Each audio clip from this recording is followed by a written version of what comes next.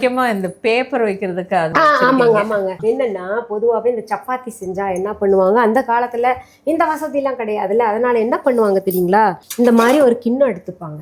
கிண்ணம் எடுத்துட்டு இப்படி வச்சுக்கிட்டு அது மேல ஒரு துணியை வச்சுக்கிட்டு அப்புறம் சப்பாத்தி வைப்பாங்க.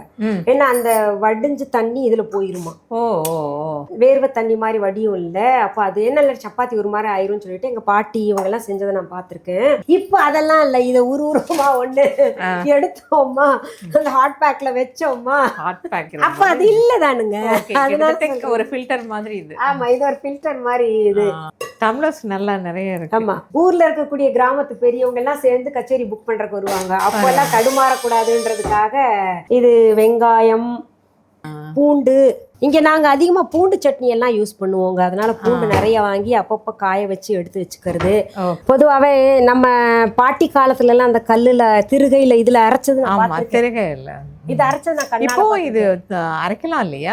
அரைக்கிறதுக்கு தான் நான் அது வாங்கி வச்சிருக்கேன். பொதுவா பழமை ரொம்ப பிடிக்கும்னு சொன்னேன்ல, பழமையை வந்து வச்சுக்கணும்னு இந்த இடம் அதுக்கு செட் பண்ணிட்டு, இது பாத்தீங்கன்னா நம்ம சின்ன ஒரு ஆள் சட்னி சாப்பிடணும். இதுவும் பாருங்க, இது வந்து அம்மி, இது பெரிய வேற அங்க இருக்கு அம்மி. இது ஒண்ணு வச்சிருக்கேன். அது வந்து அந்த அம்மியில கொஞ்சம் ஏதாவது தட்டணும். இப்ப சொன்னார் இல்லீங்களா, இந்த முந்திரி குழம்புக்கெல்லாம் தட்டி நசுக்கி போடணும், நசுக்கருக்கு இதுதான்.